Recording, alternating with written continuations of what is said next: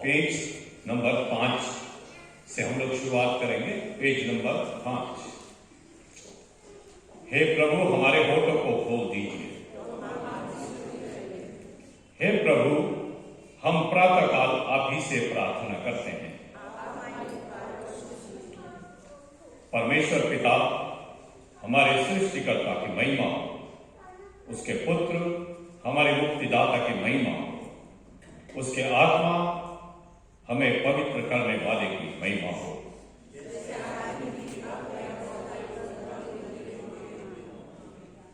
हे सर्व सामर्थी प्रभु परमेश्वर, आप पवित्र पवित्र पवित्र हैं।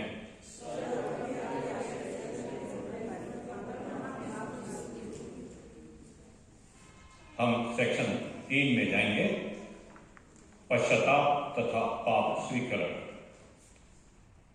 हम सर्वशक्तिमान परमेश्वर के सामने दीनता से अपने पापों को स्वीकार करें। हम साथ साथ प्रार्थना में हिस्सा लेंगे। हे परम पवित्र और परम दयावान परमेश्वर, हम मानते हैं कि हमने मन, वचन और कर्म से तथा भलाई न करने के कारण आपके विरुद्ध और एक दूसरे के विरुद्ध पाप किया है। इसलिए हम आपसे प्रार्थना करते हैं कि आप हम पर दया करें और हमारे पापों को क्षमा करें। आमीन। सर्वशक्तिमान और दयावान परमेश्वर हमारे सब पापों को क्षमा करे और उनसे हमें छुटकारा दे, हमें अपने जीवन को सुधारने के लिए अनुग्रह दे और पवित्र आत्मा के सामर्थ्य से हमें परिपूर्ण करे। आमीन। मेहरबानी से आप लोग बैठ जाएं।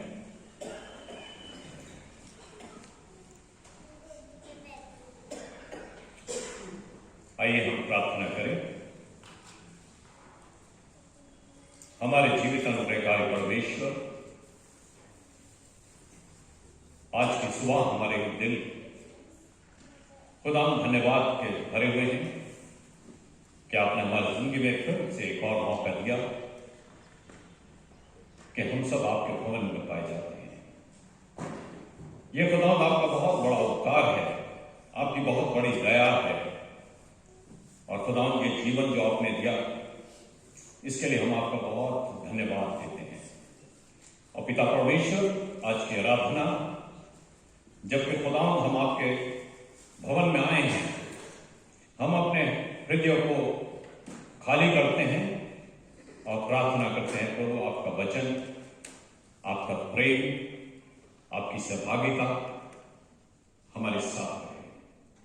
पूरी आराधना में आप हमारे साथ उपस्थित रहें प्रभु, जिससे हमारे गीतों को गाना, वचन का पढ़ना, वचन का सुनना, जो कुछ भी हो प्रभु हमारे जीवन के लिए खुदा बहुत बड़ी एक आशीष का कारण हो सके। हम सबके साथ हो प्रभु। इस प्रार्थना को आपके बेटे हमारे उद्धार पुत्र प्रभु यीशु मसीह के नाम से मांगते हैं। इस समय हम पहली रीडिंग है, हम पवित्र शास्त्र हमारे सामने है, अगर हम निकालना चाहें तो निकाल सकते हैं। और यिर्मयाह नबी की किताब है, उसका 8वां अध्याय है और उसका हम 4 से 13 पद पढ़ेंगे। यिर्मयाह नबी की किताब, उसका 8वां अध्याय और 4 से 13 पद। यहां पर परमेश्वर का वचन इस प्रकार से लिखा गया है और हमें बताया जाता है, तुमसे यह कह, यह वह यूं कहता है कि जब मनुष्य गिरते हैं तो क्या फिर नहीं उठते? जब कोई भटक जाता है तो क्या वह लौट नहीं आता? फिर क्या कारण है कि ये यरूशलेमी सदा दूर ही दूर भटकते जाते हैं? ये चल नहीं छोड़ते और फिर लौटने से इनकार करते हैं।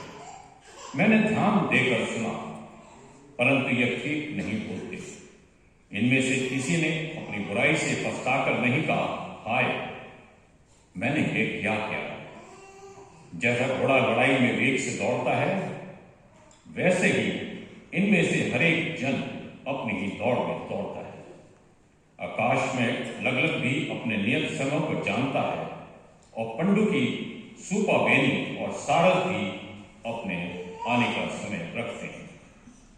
परंतु मेरी प्रजा यहोवा का नियम नहीं जानती। तुम कैसे कह सकते हो हम बुद्धिमान हैं और यहोवा की दी हुई व्यवस्था हमारे साथ है? परंतु उनके शास्त्रियों ने उसका झूठा विवरण लिखकर उसको झूठ बना दिया। बुद्धिमान लज्जित हो गए, वे विस्मित हुए और पकड़े गए। देखो, उन्होंने यहोवा के वचन को निकम्मा जाना है। उनमें बुद्धि कहां रही? इस कारण मैं उनकी स्त्रियों को दूसरे पुरुषों को और उनके खेत दूसरे अधिकारियों के वश में कर दूंगा, क्योंकि छोटे से लेकर बड़े तक वे सब के सब लालची हैं। क्या भविष्यद्वक्ता, क्या याजक, वे सब के सब छल से काम करते हैं। उन्होंने शांति है, शांति है ऐसे कहकर मेरी प्रजा के घाव को ऊपर ही ऊपर चंगा किया, परंतु शांति कुछ भी नहीं है। क्या वे घृणित काम करके लज्जित हुए? नहीं, वे कुछ भी लज्जित नहीं हुए। वे लज्जित होना जानते ही नहीं। इस कारण जब और लोग नीचे गिरे तब वे भी गिरेंगे। जब उनके दंड का समय आएगा तब वे भी ठोकर खाकर गिरेंगे। यहोवा का यही वचन है। यहोवा की यह भी वाणी है, मैं उन सबों का अंत कर दूंगा। ना तो उनकी दाखलताओं में दाख पाई जाएगी और ना अंजीर के वृक्ष में अंजीर, वरन उनके पत्ते भी सूख जाएंगे और जो कुछ मैंने उन्हें दिया उनके पास से जाता रहेगा। ये परमेश्वर का वचन है।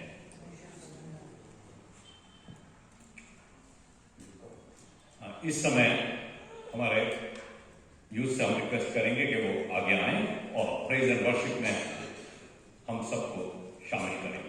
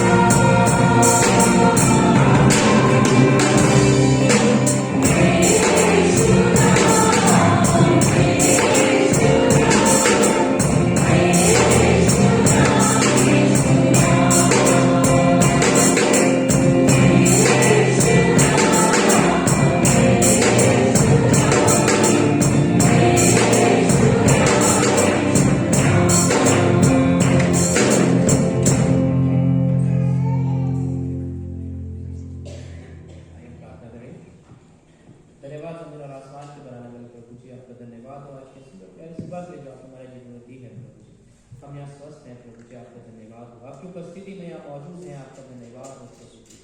ये हमारा विश्वास है प्रभु, जो भी गीतों यहाँ पे गाया गया है प्रभु जी, आप आनंदित हुए हैं प्रभु जी। हर एक चीज़ में प्रभु जी आप बढ़े प्रभु जी, हम घटे प्रभु जी। सारा आदर महिमा सम्मान और प्रशंसा सिर्फ आपकी है प्रभु जी, क्योंकि आप ही इसको डिजर्व करते हैं प्रभु जी। प्रार्थना करना चाहते हैं प्रभु जी आगे के समय के लिए, जो वचन आगे बांटा जाता है, हमें सुनने वाले कान दीजिए और हमें ग्रहण करने वाला हृदय दीजिए प्रभु जी, ताकि हम उसको सुन सके, अपने जीवन में ग्रहण कर सके, उसके मुताबिक अपने जीवन को ढाल भी सके प्रभु जी। धन्यवाद प्रभु जी। वचन देने वाले को आपके हाथ में सौंपते हैं प्रभु जी, आप उनको बताया से इस्तेमाल करें प्रभु जी। आज के पूरे समय को आपके हाथ में सौंपते हैं, विश्वास के साथ प्रभु जी कि आप हमारे बीच में प्रभु जी। छोटी बड़ी प्रार्थना प्रभु यीशु मसीह के नाम से मांगते हैं, आमीन। ये प्रातःकालीन आराधना की पुस्तिका को खोल लें और पृष्ठ संख्या 8 और सेक्शन 12 प्रेरितों का विश्वास वचन हम सब इसमें हिस्सा लेंगे। प्रेरितों का विश्वास वचन पृष्ठ संख्या 8 और सेक्शन 12। मैं सर्वशक्तिमान पिता स्वर्ग और पृथ्वी के सृष्टिकर्ता परमेश्वर पर विश्वास करता हूँ। मैं उसके इकलौते पुत्र हमारे प्रभु यीशु मसीह पर विश्वास करता हूँ। वह पवित्र आत्मा की सामर्थ्य से गर्भ में आए और कुमारी मरियम से जन्म लिया। उन्होंने पेतरुस पिलातुस के शासन से दुख भोगा, वो क्रूस पर चढ़ाए गए, मारे और गाड़े गए और मृतकों के लोक में उतरे। तीसरे दिन वो जी उठे, वो स्वर्ग पर चढ़ गए और पिता की दाहिनी ओर विराजमान हुए।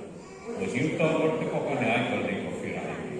मैं पवित्र आत्मा पर, पवित्र साधों की कलीसिया पर, संतों की संगति, पापों की क्षमा, देह के पुनरुत्थान और शाश्वत जीवन पर विश्वास करता हूँ।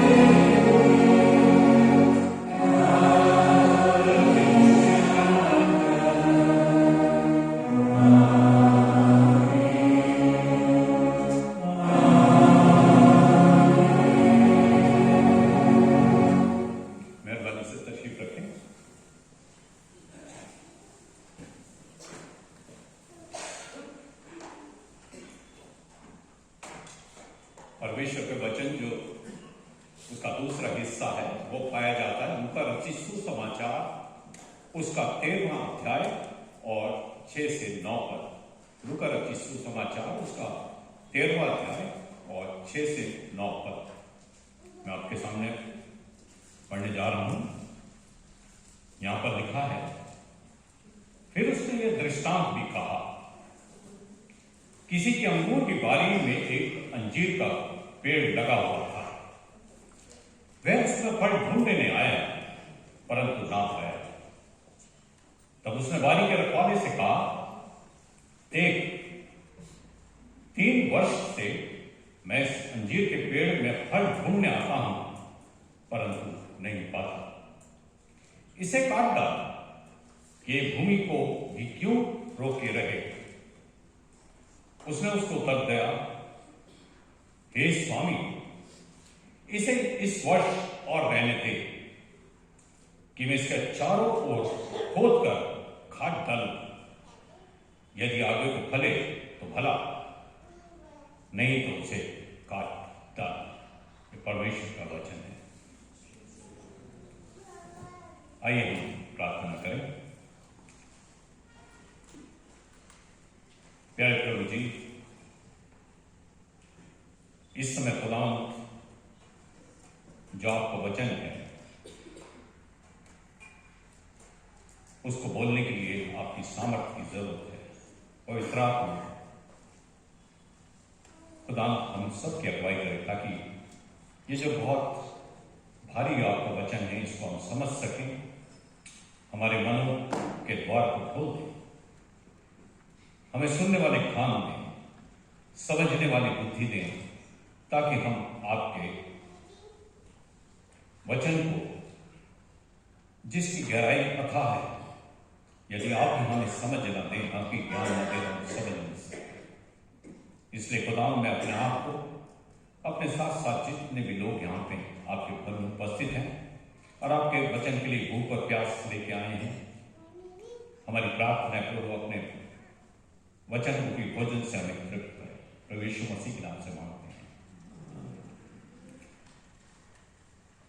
आज परमेश्वर का धन्यवाद हो कि आज 2022 के जनवरी के आज हम आखिरी सप्ताह में हैं और आज आखिरी जो है वो संडे है। और जब ये न्यू ईयर हम लोगों ने सेलिब्रेट करा तो बहुत सारे, हम ही क्या, क्रिश्चियंस, नॉन क्रिश्चियन, विश्वासी और अविश्वासी जितने भी लोग थे, सबने अपनी जिंदगियों में कोई ना कोई रेजोल्यूशन लिए। बहुत सारी खुदा के सामने हमने प्रॉमिसेस किए कि हम ये करेंगे, इस नए साल में हम ये करेंगे। बहुत सारी बातें हमने खुदा के सामने रखी और प्रॉमिसेस किए। और बहुत से लोगों ने खुद अपने आप से भी प्रॉमिस किए कि अब अगर मैं 2021 में ये काम करता था तो 2022 में मैं ये काम छोड़ रहा हूं। और आज जो है वो जनवरी 30 तारीख है और यह आखिरी जनवरी का 2022 का जनवरी का आखिरी इतवार है। और ये जो वचन है, जब मैं इसके ऊपर ध्यान कर रहा था तो यहां पर इस वचन में मैंने देखा कि 3 चीजें जो हैं वो बताई गई। एक है अंजीर का दरख्त, फिग ट्री, और दूसरा है स्वामी, और तीसरा है जो उसकी देखभाल कर रहा मालिक। और अगर हम अंजीर के वृक्ष को देखें तो ये बाइबल में कई बार इसका जिक्र आया है और दाख की बारी का भी बहुत बार जिक्र आया है। और अंजीर का जो पेड़ है वो पुराने समय में ज्यूइश या इजरायली लोगों को दर्शाता था। और अंजीर के वृक्ष की खास बात यह है कि वो जब उसको लगाया जाता है तो अंजीर का पेड़ 3 साल से लेके 5 साल के बीच में जो है वो अपने फल देना शुरू करता है। यहां पे अगर आज के हम समय में, आज के संदर्भ में अगर हम अंजीर के पेड़ को देखें तो अंजीर का पेड़ हम हैं। और परमेश्वर ने हमें इस संसार में रोपा है। जैसे हम किसी पेड़ को लगाते हैं, फलदार पेड़ को लगाते हैं, तो हम उसकी बहुत देखभाल करते हैं। और देखभाल करने के साथ साथ हम उसमें खाद, पानी सब देखते हैं। और जब वो बढ़ता है तो हम बहुत खुश होते हैं कि ये पेड़ जो है मैंने लगाया है ये बढ़ रहा है। और जब वो उसमें पहला फल आता है तो हम बहुत खुश होते हैं कि कितना प्यारा ये फल है, चाहे वो आम का हो, अमरूद का हो, लीची का हो, कोई सा भी पेड़ हो, तो हम बहुत खुश होते हैं कि ये हमने लगाया पेड़ है और देखो आज इसमें जो है फल आ गए। और हम भी जो है वो एक पेड़ है, एक पेड़ की मानंद खुदा ने हमें इस संसार में भेजा। उसने हमें बनाया और उसने इस संसार में हमको भेजा है और वो हमारे जीवन में उन फलों को देखना चाहता है। हमारे छोटे छोटे बच्चे हैं, अब ये धीरे धीरे बड़े हो रहे हैं। खुदा की नजर जब माता के गर्भ में बच्चे का जन्म परमेश्वर की योजना मनुष्य के जीवन के लिए शुरू हो जाती है।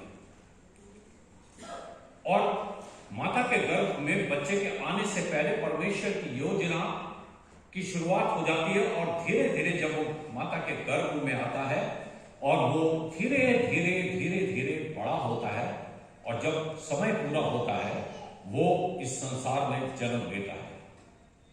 और जब इस संसार में वो बच्चा जन्म लेता है तो परमेश्वर की आंख, ये नहीं कि माता के गर्भ में जब उस माता ने कंसीव करा और उसके बाद जब उसने जन्म दे दिया तो परमेश्वर की निगाह उस बच्चे से हट गई।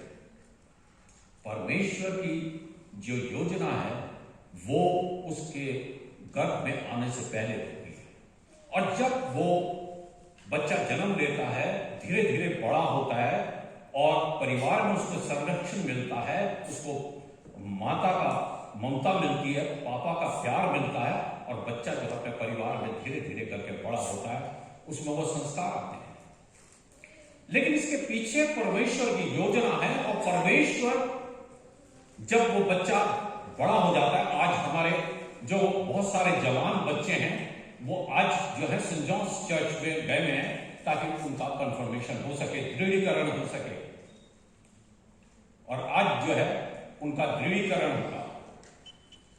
और दृढ़ीकरण का मतलब जो है वो बहुत से लोगों को मालूम है कि दृढ़ीकरण क्या है, कंफर्मेशन क्या चीज है। और कंफर्मेशन ये है कि हम परमेश्वर में, उसके विश्वास में हम दृढ़ हों, मजबूत हों, एक विश्वासी बने और परमेश्वर के एक कलीसिया के एक खंभे बन सके। इसी तरह परमेश्वर ने जब हमको गर्भ में रचा, बड़ा करा, पैदा करा, हम धीरे धीरे बड़े हुए, तो परमेश्वर हमारे जीवन में जो अपेक्षा है, तब क्या कभी हमने सोचा है कि ये एक्सीडेंट नहीं है, ये अकस्मात नहीं हो गया कभी इस पृथ्वी पे आ गए। परमेश्वर का प्यार और परमेश्वर की योजना हमारे जीवन के लिए है। और एक निश्चित समय पे जब परमेश्वर देखता है कि अब समय हो गया है कि ये जवान जो है वो सोचने समझने लायक हो गया है, तो परमेश्वर उसके जीवन में वो फल ढूंढने की अभिलाषा लेके, उस फलों की इच्छा लेके आता है, और वो उस जवान के जीवन में, उस मनुष्य के जीवन में फलों की अपेक्षा करता है और ढूंढता है कि जिसे मैंने इतने प्यार से, जिसे मैंने अपनी योजना के स्वरूप इस संसार में भेजा, आज उसके जीवन में वो फल है जिसकी अपेक्षा मैंने की और मैंने इस संसार में उसे भेजा। और मेरे प्रियो, जब परमेश्वर हमारे जीवन में आता है और वो देखता है कि इस अंजीर के पेड़ को मैंने लगाया था, इस व्यक्ति को मैंने इस संसार में, इस बच्चे को मैंने इस संसार में, इस जवान को मैंने इस संसार में भेजा था, अगर उसके अंदर वो बातें ना हो तो हमारा खुदा कितना दुखी होगा, कितना दुख होगा कि इतने प्यार से मैंने इस इंसान को, इस व्यक्ति को, इस बच्चे को, इस जवान को इस संसार में भेजा। मैंने इसके गर्भ में रचे जाने से पहले मेरी योजना इसके लिए थी, और आज इसकी क्या दशा है। और जहां पर जो पेड़ का जिक्र है, उसकी हेडिंग है फल रहित अंजीर के पेड़ का दृष्टांत। फल रहित, अब अंजीर का पेड़ है या आम का पेड़ है या लीची का पेड़ है या अमरूद का पेड़ है, तो जब वो लगाया जाता है, जब बोया जाता है, उसकी देखभाल भी करी जाती है, अगर वो फल ना दे तो हम लोग दुखी हो जाते हैं कि ये पेड़, हमने इतनी मेहनत करी, हमने ये पेड़ लगाया और ये पेड़ जो है फल नहीं दे रहा। और परमेश्वर जो है जब वो हमारे जीवन में ढूंढने आता है कि वो फल है या नहीं है, तो परमेश्वर को कितना दुख होता है। और यहां पर जो है यीशु मसीह ने एक, क्योंकि पैराबल्स के जरिए यीशु मसीह लोगों को समझाते थे, ताकि पैराबल्स के जरिए समझाना जो है वो इंसान के डायरेक्ट समझाने से ज्यादा अच्छा होता है, तमसील के जरिए, हवालों के जरिए लोगों को समझाया। और यहां पर यीशु मसीह भी जो है वो समझा रहे हैं। और इसमें लिखा कि किसी अंगूर की बारी में एक अंजीर का पेड़ लगा हुआ था। उसके स्वामी ने वो अंजीर का पेड़ लगाया अपने बाग में। और फिर जब समय हो गया तो वो देखने आया कि भाई 3 साल हो गए हैं, इसमें अब तो फल आ गया उन्हें। क्योंकि 3 साल से 5 साल का जो टाइम है वो अंजीर का पेड़ फल देने लगता है। और वो 3 साल के बाद वो हर साल आता था, देखता आहा बहुत अच्छा ये पेड़ होता है। और जब 3 साल हो गए और जब वो मालिक देखने के लिए आया तो उसने देखा इसमें फल ही नहीं है। और अंजीर के पेड़ में एक विशेषता यह भी है कि अंजीर के पेड़ के जो पत्ते होते हैं, फल उसी के नीचे होता है और हरे रंग का होता है, जब तक वो पकता नहीं तो दिखाई भी नहीं देता। अब वो आया, वो देखने लगा। जब 3 साल पूरे हो गए उसने देखा कि इसमें फल ही नहीं है। उसको बहुत दुख हुआ और उसने कहा कि इसे जो है बारी के रखवाले से कहा कि भाई तूने तो रखवाली पूरी करी, तूने तो इसको बहुत अच्छी देखभाल करी, सब कुछ ठीक करा, लेकिन ये फल तो दे नहीं रहा है, बेकार है।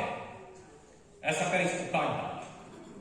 ये जमीन को क्यों रोके रहे, ये जमीन के ऊपर क्यों बोझ बना रहे, इसको काट डाल। लेकिन यहां पर लिखा वो जो बारी का जो रखवाला था उसने विनती की अपने स्वामी से, मालिक से विनती की। उसने कहा हे स्वामी, इसे इस वर्ष और रहने दे, इसे इस वर्ष और रहने दे।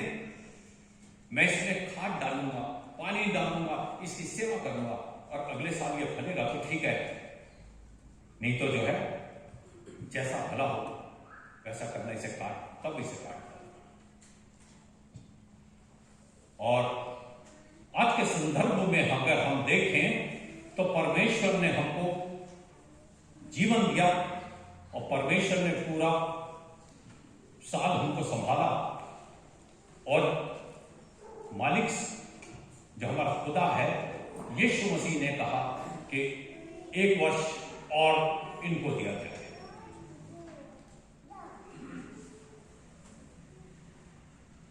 इनको 1 वर्ष और दिया जाए ताकि ये फले और अपनी जिंदगी में जो है, जो आप फल की अपेक्षा कर रहे हैं वो फल ला सकें।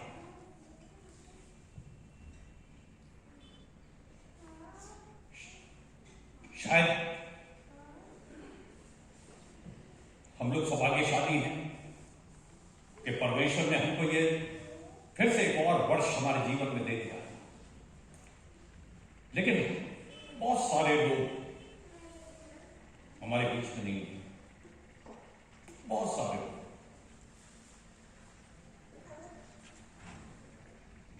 कभी हमने इस बारे में सोचा कि हम जो जीवित हैं, क्या योजना परमेश्वर की हमारे जीवन में है?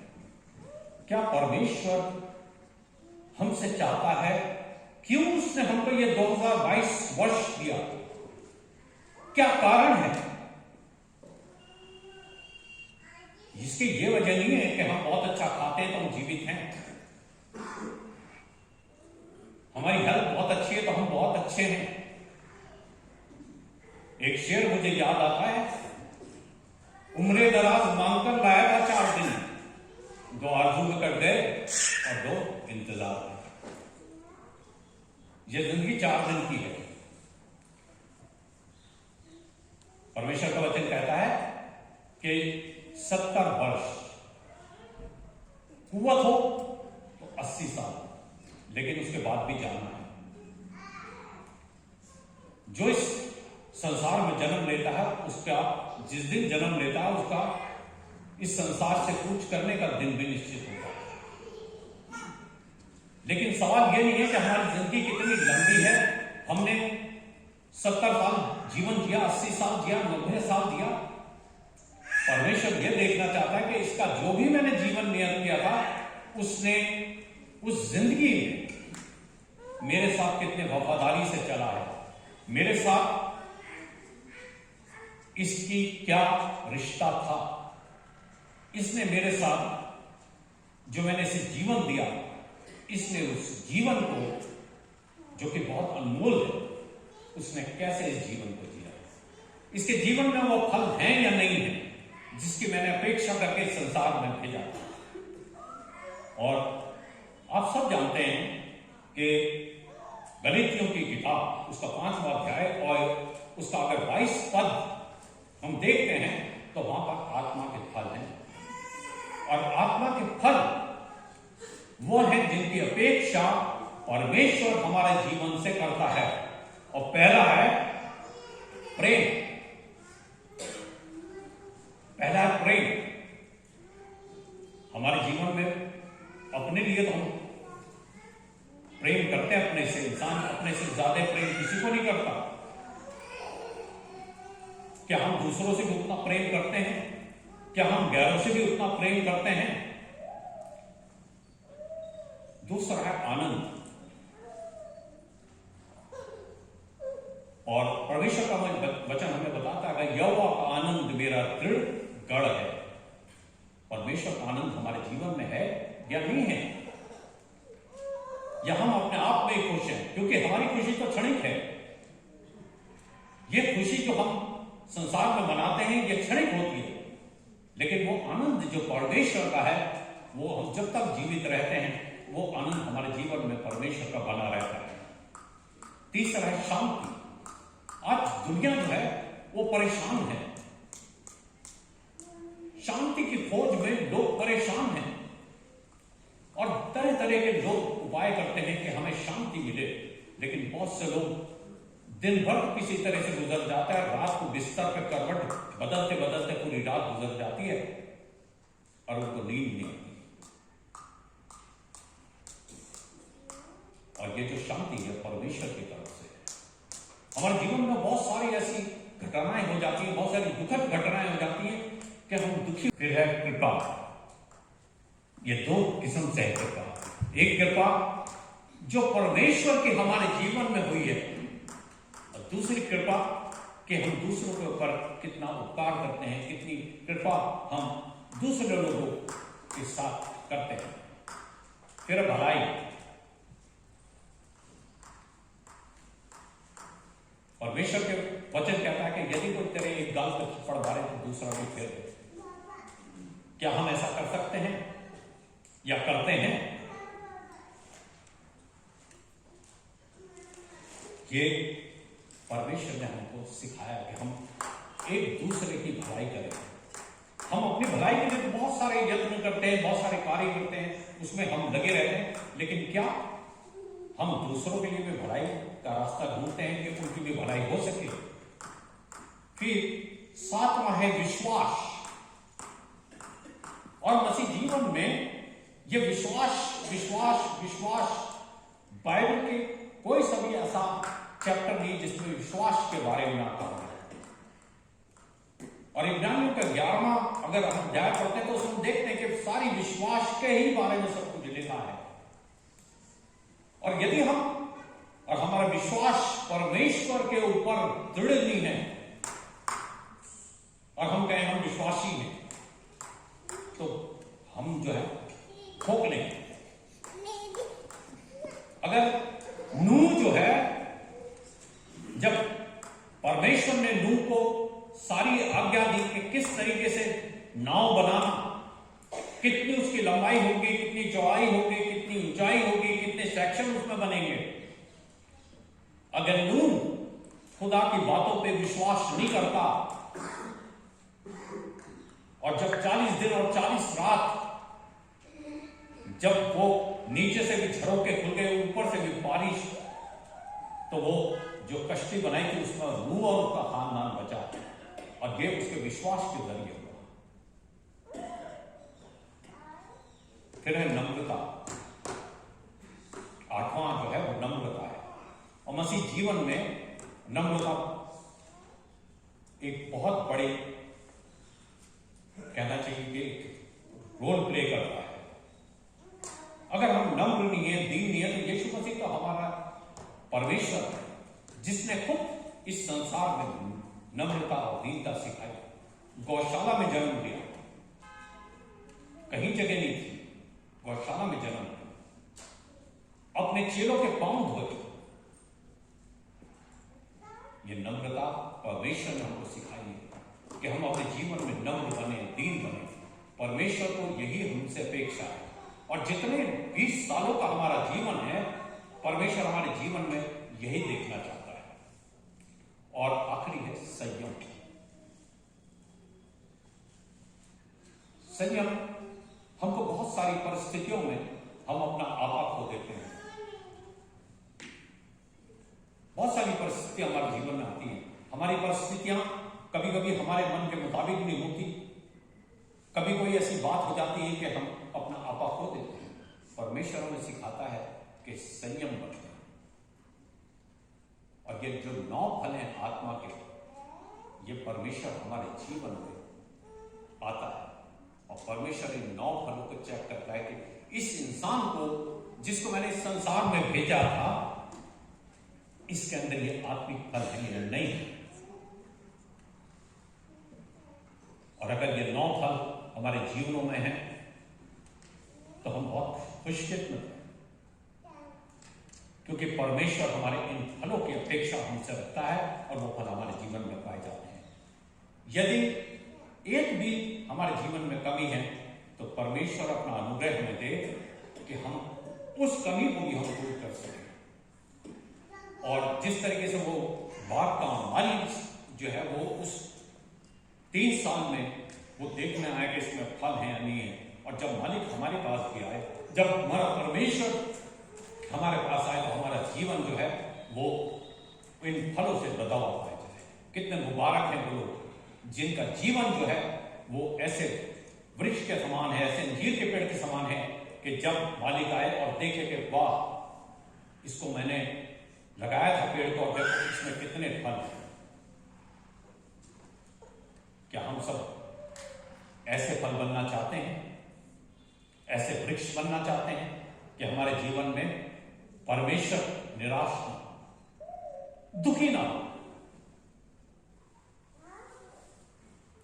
और यीशु मसीह तो हमारे लिए विनती करते ही हैं। जब आप देखें कि यीशु मसीह को जब सूले पे चढ़ाया गया तो यीशु मसीह ने सबसे पहले प्रार्थना क्या की कि हे पिता, तू इन्हें क्षमा कर, क्योंकि ये नहीं जानते कि क्या कर रहे हैं। हमारी कमियों में भी परमेश्वर अपने पिता से प्रार्थना करता है कि पिता, तूने तो इन्हें इस संसार में भेजा था, लेकिन पिता मैं इनकी तरफ से प्रार्थना करता हूं कि इनको एक मौका और दे, ताकि ये अपने जीवन में उस कमी को दूर कर सके और बहुत सारा आपकी इच्छा के अनुसार फल लाने वाले बन सके। और अंत में मैं जो वह इसी से रिलेटेड है, यूहन्ना रचित सुसमाचार और उसका 15वां अध्याय, मैं इसके कुछ पद आपके अंत में पढ़ना चाहूंगा, जहां पर दाखलता और परमेश्वर के संबंध को दर्शाया गया है। और यहां पर लिखा है, सच्ची दाखलता मैं हूं और मेरा पिता किसान है। जो डाली मुझ में है और नहीं फलती उसे वो काट डालता है। जो डाली मुझ में है और नहीं फलती वो उसे काट डालता है, और जो फलती है उसे वो छांटता है। जो फलती है उसे वो छांटता है, यानी कि हमारे जीवन में हम फल लाते हैं और परमेश्वर, अगर कभी कोई हम पे कोई ऐसा परेशानी आती है तो परमेश्वर की तरफ से हमारे विश्वास के लिए एक सौगात है कि हम उन परिस्थितियों से परमेश्वर हमको निकाल के बाहर करता है और यानी कि वो उसे छांटता है ताकि और फले।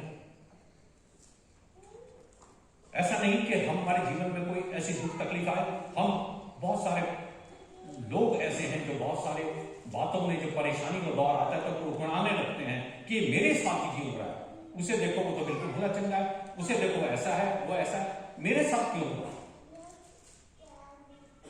लेकिन यहां लिखा जो परमेश्वर ने बना है वो उसको वो काटता है, छांटता है ताकि वो और फल आए, और फलों की अपेक्षा परमेश्वर का वो कहता है और फल आए। तुम तो उस वचन के कारण जो मैंने तुमसे कहा शुद्ध हो, तुम मुझ में बने रहो, तुम मुझ में बने रहो, ये कहता परमेश्वर, और मैं तुम में। जैसे डाली यदि दाखलता में बनी ना रहे तो अपने आप से नहीं फल सकती, वैसे ही तुम भी यदि मुझ में ना बने रहो तो नहीं फल सकते। मुझ में नहीं बने रहोगे तो फल नहीं सकते। जिंदगी जी सकते हैं, लेकिन कैसी जिंदगी होगी? अंजीर के पेड़ के जैसे कि वो मालिक ढूंढने आया, उसमें फल नहीं थे। वो पेड़ तो था, हरा भरा भी था, लेकिन उसमें फल नहीं थे। आगे लिखता है, क्योंकि मुझसे अलग होकर तुम कुछ भी नहीं कर सकते। यदि कोई मुझ में बना न रहे तो वह डाली के समान फेंक दिया जाता है और सूख जाता है, और लोग उन्हें बटोर कर आग में झोंक देते हैं और वे जल जाती हैं। कितनी वैसी बात है कि वो जो फल ले लाती वो डाली काट देते हैं, फेंक देते हैं, सूख जाती है, लोग उसको जल जाती हैं, लोग जला देते हैं बटोर के। लेकिन आगे वो कहता है, यदि तुम मुझ में बने रहो और मेरा वचन तुम में बना रहे तो जो चाहो मांगो। और परमेश्वर ने हमसे प्रॉमिस किया, मांगो तो तुम्हें दिया जाएगा, खटखटाओ तो तुम्हारे लिए खोला जाएगा। लेकिन मुश्किल यह है कि हम किस तरीके से या किस नियत से मांगते हैं। और जो दरवाजा हमारा है मन का, उसको तो हमने अंदर से बंद कर दिया। और वो प्रकाशित वाक्य 3:20 में कहता, देख मैं तेरे द्वार पे आके खटखटाता हूं। परमेश्वर द्वार पे खड़ा खटखटा रहा, लेकिन चटकनी तो अंदर से लगी है, और जब तक उस चटकनी को हम ही नहीं खोलेंगे तो परमेश्वर कहां से अंदर आएगा। आज सारे बंधन छोड़ दे, सारा बंधन तोड़ दे, उस चटकनी को खोल दे, ताकि हमारा परमेश्वर हमारे साथ आ जाए। और जैसे जगह कि जीवन में परमेश्वर आया था, और उसने उसी समय कहा जब परमेश्वर उसके जीवन में आ गया तो वो अवैध रूप से वसूली करता था। लेकिन जब परमेश्वर उसके जीवन में आया तो उसने कहा, आधी संपत्ति मैं कंगालों को देता हूं, और किसी का अगर मैंने अन्याय से ले लिया हो तो उसको मैं 6 गुना फेर देता हूं। तो यीशु मसीह ने क्या, आज इस घर में उद्धार आया है। आज से पहले नहीं था उद्धार। आज से पहले वो लोगों को लूट रहा था, खसोट रहा था, वो महसूल लेने वाला था, चुंगी टैक्स कलेक्टर था, उसके अंडर में पता नहीं कितने लोग होंगे। लेकिन जब यीशु मसीह उसके जीवन में आया तो उसका जीवन बदल गया, और उसने कन्फेस कर दिया कि मैंने आधी संपत्ति मैं कंगालों को देता हूं। इस संपत्ति जो मुझे आज मिल गई है, जो मुझे दौलत यीशु की मिल गई है, इससे बड़ी दौलत पाई नहीं। आज मैं अपनी संपत्ति आधी कंगालों को बांट देता हूं, और मैंने किसी का न्याय से कुछ लिया तो मैं 4 गुना उसे फेर देता हूं। उसका जीवन बदल गया। आप सोच सकते हैं उसके जीवन में कितनी खुशी आई होगी जब उसने अपना घर का दरवाजा खोल दिया, यीशु मसीह उसके घर में आ गए, और वहां पर जो है खुशियां आ गई, उसके जीवन में खुशहाली आ गई, और उसका जीवन बदल गया। और आगे लिखा है, यदि तुम मुझ में बने रहो, मेरा वचन तुम में बना रहे, तो जो चाहो मांगो वह तुम्हारे लिए हो जाएगा। मेरे पिता की महिमा इसी से होती है कि तुम बहुत सा फल लाओ, तभी तुम मेरे चेले ठहरो। तुम बहुत सा फल लाओ, तभी तुम मेरे चेले ठहरो। यीशु मसीह ये कहता, तुम बहुत सा फल लाओ, तभी तुम मेरे चेले ठहरो। आज अगर हम कहते हैं कि हम मसीह हैं, तो मुझे पादरी डेविड मैनुअल की बहुत सी बातें याद आती हैं, क्योंकि मैं उनके टाइम का जवान हूं, और किसी जमाने में उनके टाइम पे मैं यूथ में था। तो एक बात उनकी हमेशा वो कहते थे जो याद आती है, वो कहते थे क्रिश्चियन का मतलब है क्राइस्ट इन, क्राइस्ट इन, यीशु मसीह अंदर होना चाहिए। हमारे व्यवहार में, हमारे चाल चलन में, हमारी बातचीत में, हमारी हर चीज में अगर यीशु मसीह हमारे अंदर है तो यीशु मसीह हमारे जरिए वो लोगों को चलता फिरता दिखाई देना चाहिए। Christ in Christian. तो मैं उनकी बात हमेशा याद रखता हूं। बहुत सी अच्छी बातें, खुदा उनको बहुत लंबी उम्र दे। और आज मेरी भी उम्र जो है 70 साल होने वाली है और उनके जरिए, उस खुदा के खादिम के जरिए मैंने अपने जीवन में बहुत सारी अच्छी बातें सीखी और खुदा के नजदीक भी लाने वाले वो ही थे। उस टाइम पे अगर ज्यादा समय ना लूं तो मैं बताऊं कि उस समय में वो हमारे घरों में गए थे, पास्टर डेविड बैन, और हमारे घरों से हम बच्चों को माँ बाप से लिया था और हमें वो इस परमेश्वर के भवन में लाए, उस भवन से प्यार करना सिखाया, परमेश्वर से प्यार करना सिखाया। और आज जो मेरे दिल में भी जो खुदा के लिए जो जगह है और जो इस जगह के लिए मेरे दिल में प्यार है, वो उन्हीं के जरिए पैदा कर दिया। इसलिए मेरे प्रियो, आज का जो वचन है, ये वचन हम याद रखें कि परमेश्वर ने हमें अंजीर के दरख्त के जैसा बनाया है और परमेश्वर ने हमको जीवन दिया है। वो हर वर्ष हमें देखना चाहता है बढ़ते, हर वर्ष वो देखना चाहता है कि हमारे जीवन में कितना हम बढ़े हैं, कितने हमारे जीवन में फल आए हैं। और अगर कोई इसमें, ये तो पर्सनल मामला है, ये तो लोगों का एक पर्सनल वो है। कोई किसी को अपना दिल नहीं दिखा सकता कि मैं खुदा से बहुत प्यार करता हूं। हम मुंह से कह सकते हैं, लेकिन खुदा हमारे अंदर, हमारे मन का हाल जानता है। जैसे जब हम स्कैन कराते हैं, MRI कराते हैं, तो ऊपर से हम सब ठीक दिखते हैं, लेकिन अंदर का हाल स्कैन जब होता है तो पता चल जाता है। और इसी तरीके से हम ऊपर से ठीक हैं, हम दूसरों को दिखाने के लिए ठीक हैं, हम बहुत अच्छी अच्छी बातें कर सकते हैं, हम लोगों को दिखाने के लिए बहुत अच्छे काम कर सकते हैं, लेकिन हमारी स्कैनिंग मशीन कौन है? हमारा परमेश्वर। उससे कोई भेद छिपा नहीं है। इसलिए आज जो परमेश्वर ने हमको ये मौका बख्शा है और परमेश्वर ने अपने वचन के जरिए हमको सिखाने की कोशिश की है कि मैंने आपको इस संसार में इसलिए भेजा है कि मेरी योजना है कि तुम बहुतायत से जियो और बहुत से फल लाने वाले बनो। तुम्हारा जीवन जो है वो दूसरों के लिए एक नमूना। आप में से कितने लोगों ने वो देखा समुद्र, कितने लोगों ने देखा समुद्र, और समुद्र के किनारे जो है वो एक मेरे सही शब्द मुझे याद नहीं आ रहा, जो एक टावर लगा रहता है और उसमें लाल लाइट जलती रहती है, light house. Thank you, light house. कितनों ने देखा? समुद्र के किनारे जो है लाइट हाउस लगा होता है, और वो लाइट हाउस इसलिए है कि जब शिप आते हैं तो उनको डायरेक्शन मिल सके, वो देख सके। तो वो हमारा परमेश्वर हमारा लाइट हाउस है, जो हमको बताता है सही जगह, जो हमें सही रास्ता बताता है कि ये रास्ता है।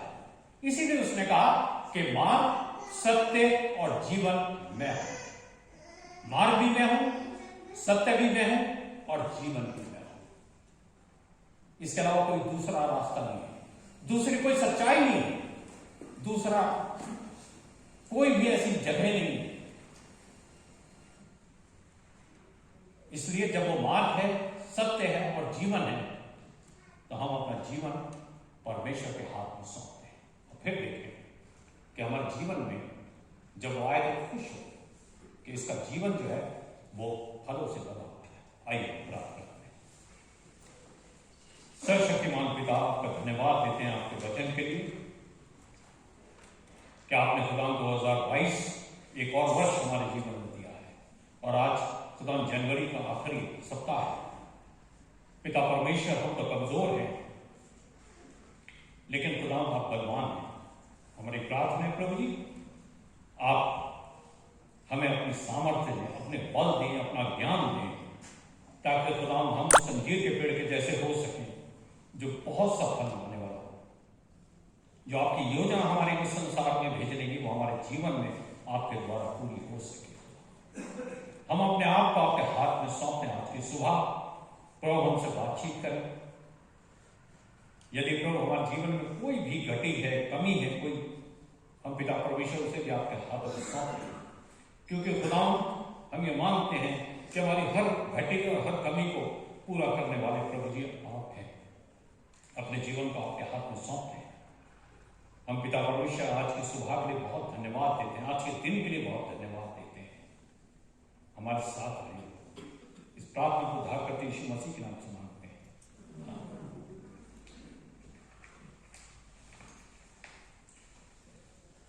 हमारे जो चर्च के कुछ अनाउंसमेंट हैं और आप लोग उसे सुन लें। हमारे बीच में आज पहले हमारे जितने भी चर्च के सदस्य हैं, हम उनका स्वागत करते हैं। और यदि कोई नया हमारे बीच में है तो हम उनका भी स्वागत करते हैं। जो पिछले संडे का ओपन ऑफरिंग थी वो 3,890 थी और प्लेज जो थे वो 10,350 रुपए थे। Next Sunday Holi community service होगी 10:30 बजे। आज जो है ध्यान दें कि इलेक्ट्रल रोल जो है प्रोविजनल, वो आज लास्ट डे है उसकी। नेक्स्ट संडे को फाइनल इलेक्ट्रल रोल जो है वो लग जाएगा। पास्टर कमेटी की इलेक्शन जो है वो 13 मार्च के दिन जो है निश्चित हुआ है। 5 वैकेंसीज हैं, 3 महिलाओं के लिए है, 1 जनरल है और 1 यूथ के लिए। जूम प्रेयर मीटिंग जो है वो मंडे टू फ्राइडे 6:30 बजे होती है।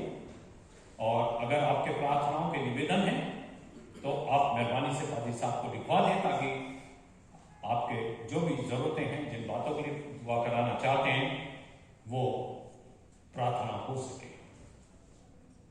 अगर हमारे बीच में किसी का बर्थडे है या वेडिंग एनिवर्सरी है तो मेहरबानी से वो खड़े हो सकते हैं, आगे आ सकते हैं, उनके लिए प्रार्थना हो सकती है। यदि किसी का बर्थडे है या वेडिंग एनिवर्सरी है।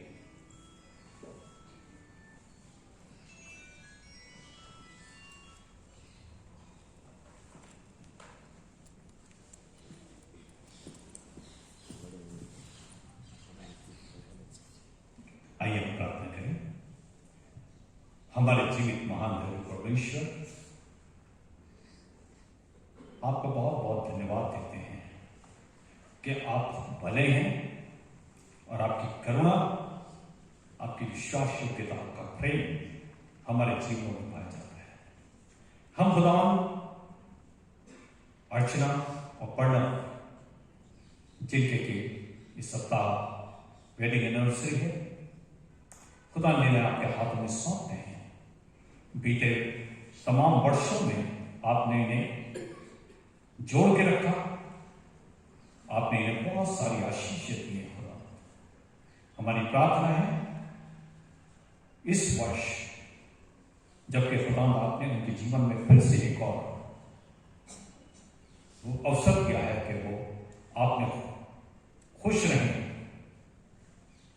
हमारी प्रार्थना है प्रभु उनके साथ, ये वर्ष के जीवन के लिए खुदा बहुत सारी खुशियां, बहुत सारी आशीषें लेकर आए और सबसे बढ़कर खुदा ये आपकी नजदीकी में बहुत आगे तक जा सके। ये प्रार्थना उद्धार करते यीशु मसीह के नाम से मांगते हैं, आमीन।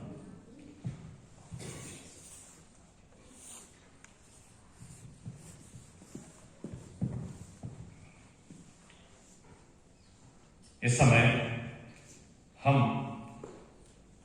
उन लोगों के लिए प्रार्थना करेंगे जो बीमार हैं। हम मिस्टर जेम्स बरकत मसीह के लिए प्रार्थना करें जो कि बहुत लंबे समय से बीमार हैं और बिस्तर पर हैं। हम मिस्टर ग्रिम के लिए धन्यवाद देते हैं कि खुदा ने उनको बहुत अच्छे हाल में रखा है और इतनी उम्र के बावजूद खुदा ने उनको बहुत आशीष दी है और हर संडे वो इस भवन में आके परमेश्वर की आराधना में अपना योगदान देते हैं। परमेश्वर बहुत आशीष दे, अच्छी सेहत दे, तंदुरुस्ती दे और लंबी उम्र दे। हम मिसेज रजनी जॉन जो कि मिसेज लल्ली सरकार की बहन है, इंग्लैंड में है, हम उनके लिए भी प्रार्थना करें और मिसेज लल्ली सरकार के लिए प्रार्थना करें। मिसेज डीएल नंदा सीनियर, उनके लिए प्रार्थना करें। मिस्टर नोएल बागे जो कि काफी लंबे समय से बीमार हैं, बिस्तर पे हैं, हम उनके लिए भी प्रार्थना करें। टाटा मेमोरियल हॉस्पिटल में जो कैंसर पेशेंट्स हैं, बच्चे हैं छोटे, हम उनके लिए प्रार्थना करें। हम एल्डरली जो लोग हैं, जो बुजुर्ग हैं, हम उनके लिए प्रार्थना करें। आर्म फोर्सेस के लिए प्रार्थना करें जो बॉर्डर एरिया में हैं और बॉर्डर पे वो अपनी सुरक्षा देश की करते हैं, उनके लिए दुआ में याद रखें। और विशेष करके हम अपने देश में उन 5 राज्यों के लिए प्रार्थना करें जहां पर के आने वाले समय में इलेक्शन होने जा रहे हैं।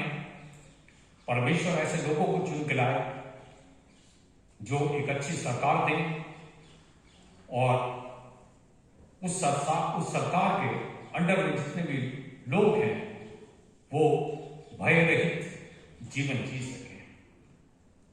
इस समय मैं मिस्टर इंदास सिंह से प्रार्थना करूंगा कि वो आगे आए और इन लोगों के लिए प्रार्थना करें।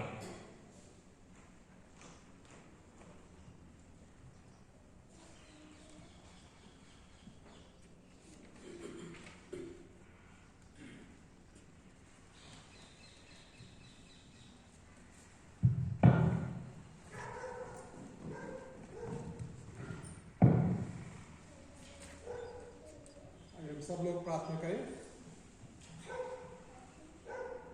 अनुग्रहकारी दयालु परमेश्वर, सारी सृष्टि के कर्ता और प्रभु, आपने बुद्धि और ज्ञान से इस प्रकार से पूरे सूर्य मंडल को, तारा मंडल को, आकाश मंडल को प्रभु बनाया और प्रभु पृथ्वी को अपनी बुद्धि और ज्ञान से रचा और एक ऐसा ग्रह दिया जहां पर लोगों को प्रभु आपने अपनी समानता स्वरूप में बनाया।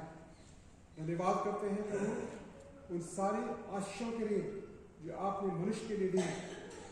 अनाज्ञाकारिता के कारण प्रभु मनुष्य आपसे दूर हो गया, लेकिन आपने प्रभु यीशु के लहू के द्वारा हम सबको खरीद लिया और उस पाप से, मृत्यु से, उस व्यवस्था से छुटकारा देकर हमें अनंत जीवन दिया। धन्यवाद करते हैं प्रभु आज के संदेश के लिए जो बार बार प्रभु इस बात की साक्षी करता है कि लौट और मन फिराओगे, यदि तुम मन न फिराओगे तो नाश हो जाओगे। इसलिए प्रभु जैसे इज़राइल ने प्रभु आपकी आज्ञा नहीं मानी, कई बार प्रभु आपसे दूर हो गए और वचन में लिखा है प्रभु आपका हृदय बार बार उनको खोजने के लिए, उनको उत्साहित करने के लिए, उनको चेतावनी देने के लिए प्रभु गया। इसी प्रकार से हम धन्यवाद करते हैं कि आप इस समय भी आज के वचन के द्वारा आपने हमसे बातचीत की है और धन्यवाद करते प्रभु उस वचन के लिए। धन्यवाद करते जितने लोगों ने प्रभु आपका वचन सुना, हर एक जन उसको जाने और समझे और विश्वास करे, आज्ञाकारिता में चले। प्रभु हम धन्यवाद करते हैं प्रभु यीशु की आज का दिन आपने उनको दिया है, आपने उनको बुद्धि और ज्ञान दिया है। धन्यवाद करते प्रभु उस कलीसिया के लिए, धन्यवाद करते प्रभु पासवान के लिए, उनके परिवार के लिए, उनकी सेवकाई के लिए, कमेटी के लिए प्रभु, जितने भी लोग प्रभु इस कार्य को करते हैं, हर एक को आशीषित कर, हर एक को प्रभु अपनी बुद्धि और ज्ञान से परिपूर्ण कर। प्रभु प्रार्थना करते खास तौर से अपने देश के लिए और उन 5 स्टेट्स के लिए प्रभु जहां पर इलेक्शंस होने हैं। पिता परमेश्वर आप कहता है कि मैं राज्य को स्थापित करने वाला, I rule among the people. अब प्रभु हम चाहते हैं कि आप हमारे देश में राज्य करें उन राज्यों में जहां प्रभु इलेक्शंस हैं, चुनाव होने वाले हैं, प्रभु आपकी बुद्धि और आपका ज्ञान प्रभु दिया जाए। हर प्रकार की बुराई, हर प्रकार का भ्रष्टाचार, हर प्रकार का दुष्कर्म प्रभु हमारे देश से दूर हो और इन राज्यों में वो सरकार आए जिसको आप चाहते हैं। प्रभु हर एक जन को जो वोट डालता है तो वो अगुवाई कर बुद्धियां समझ ले। वो विनती करते हैं अपने उन सब प्रिय जनों के लिए जो बीमार हैं। प्रभु यीशु, हम जानते हैं कि आप में सामर्थ्य है, आपके लहू में सामर्थ्य चंगाई के लिए। प्रभु हम सब मिलकर इन भाई बहनों के लिए जो बीमार हैं प्रभु प्रार्थना करते हैं, विश्वास करते हैं प्रभु कि आप उनके अंदर जो बीमार है ऐसा विश्वास जागृत करें कि वो जाने और पहचाने कि प्रभु यीशु मसीह हमें ठीक करने वाला परमेश्वर है। प्रभु विनती करते हैं अपने भाई बरकत मसीह के लिए, जेम्स के लिए प्रभु आप उनको बिस्तर से खड़ा करें और हम विनती करते हैं कि आपका आश्चर्य कर्म उनके जीवन में हो, उनके आत्मा और प्राण को अनंत जीवन के लिए बचाएं। और प्रभु जब वो संघर्ष में है, एक डाउट उनके जीवन में आता होगा, एक फ्रस्ट्रेशन आता होगा, प्रभु हम विनती करते हैं उन भाई के जीवन में प्रभु अपना विश्वास जागृत कर और उनको फिर से खड़ा कर चंगा कर। हम धन्यवाद करते हैं अपने बुजुर्ग प्रिय ग्रिम साहब के लिए प्रभु, उनके पत्नी के लिए, उनके जीवन के लिए, उनके बच्चों के लिए, परिवार के लिए प्रभु हर एक जन को अपने हाथों में सौंपते और खास धन्यवाद करते हैं।